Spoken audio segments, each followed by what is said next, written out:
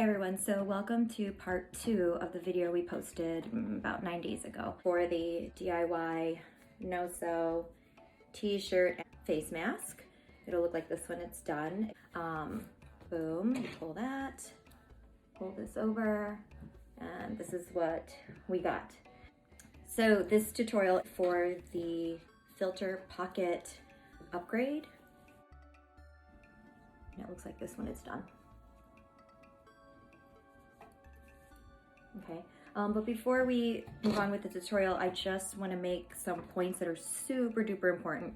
The last tutorial that we posted went up about 9 days ago. It's slowly approaching the 1 million view mark, and we are learning that there are a lot of people who don't know the dangers of false security with a mask. I guess that's the way to put it.